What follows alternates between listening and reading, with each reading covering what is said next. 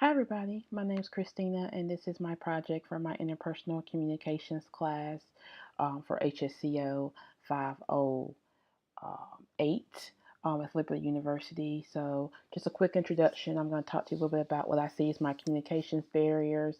I'm going to talk to you about some resources and strategies, my action plan, some of my goals that I see for myself, and how I can best um, meet those goals going forward. So first, I'm going to start by talking about some of my overarching goals. Um, for me, it's definitely becoming a better empathetic listener. I do struggle. Full disclosure here, I do struggle with being a empathetic listener. I think I listen pretty well, but just having that empathy when people are talking to me, I can kind of be kind of brass and kind of short with people who really have something to say to me. So I do think one of my goals is just trying to let the person talking to me know that I'm not sympathizing with them. I'm empathizing, which is a very big difference, and that I hear what they're saying and offer them tools that to let them know that I am trying to empathize with them and be a better listener. Um, excuse me, because that is very important. Very, very important when you think about interpersonal communication as a whole, especially in the human service profession. Clients are looking for someone who is going to listen to them, who is not going to judge them, but we're not going to sympathize with their issues either. So I think they're definitely looking for someone to just kind of listen to them and then let them know that they hear what they're trying to say. Um, because according to the text for this course, um, most people think that we listen well, when in actuality we don't listen well. Um, the conversation can get lost in emotions because we're not really hearing what the person is trying to say, or we're not really understanding what they're trying to say. For me, that's one of my goals, is just to continue learning about being an empathetic listener and how I can best meet the needs of not only my future clients, but also with friends and family members as well. And then I think for me, we had a project where we did what's called a uniquely you profile, where we had to answer some questions, and um, it would let us know our personality styles, how we could do better, what are our strengths, our weaknesses. And I was actually very surprised at this uniquely you profile. I have to admit, I wasn't kind of sure going forward because I haven't had the best luck with profiles on describing me, because I can be a little bit interesting. But this profile was probably one of the most accurate profiles that I've seen so far about my personality and my temperament style. And so, um, I tend to be a very introvert, which is very true. I am very much an introvert.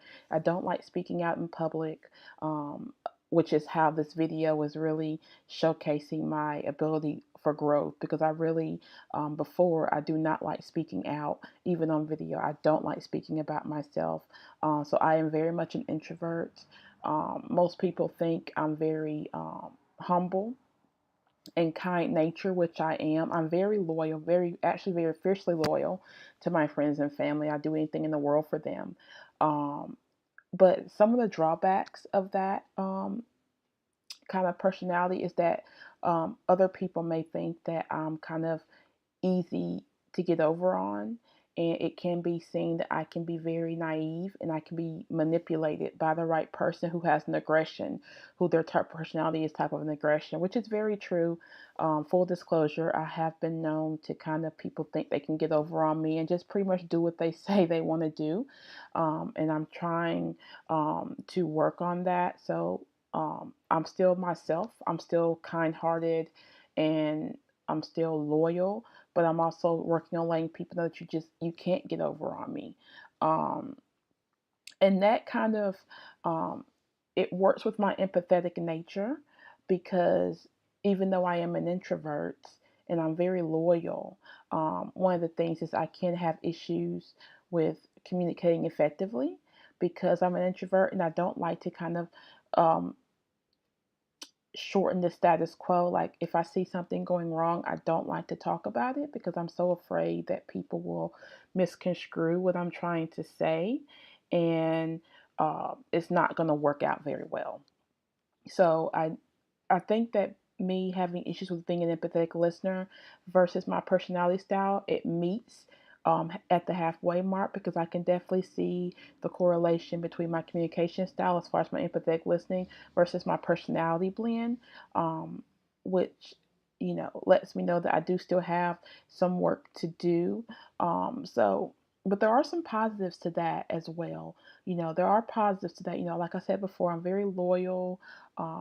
I have a very giving nature. I tend to sacrifice of myself so that others can have, which I think is a very important quality to have. If even if you're thinking about being in a human service field, so they do have their pros and cons as far as my behavioral blend is concerned.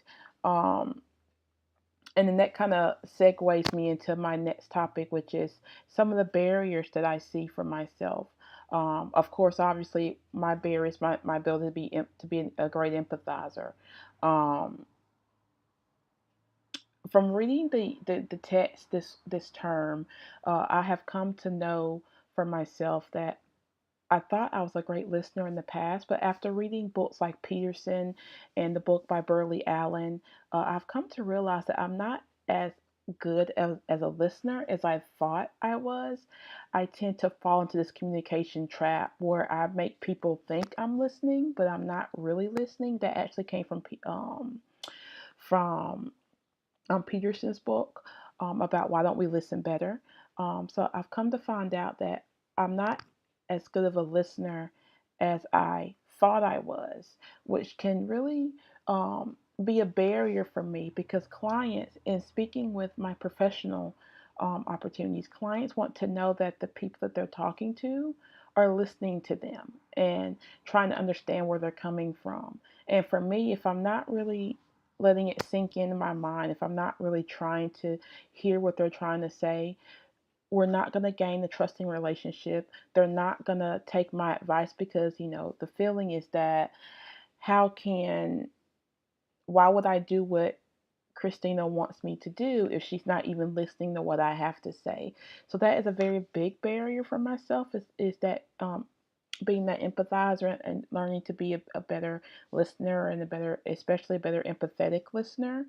Um, and so once I realized what my barrier was, it kind of let me know that there are some strategies and some resources that I can do. Of course, resources would be learning more, getting better prepared to be an empathetic listener.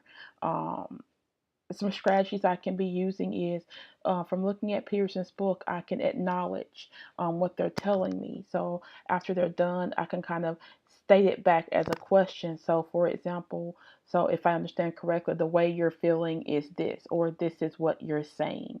So I can definitely do some of those. Some resources, maybe we'll get some seminars, books, more research on. How to be a better empathetic listener, and some of the actions that I can take with that, like I said before, is getting that research, going to those seminars, um, practicing on friends and family. I think that's very important. Being able to practice on friends and family, um, so that way when I do get in place of a client, then um,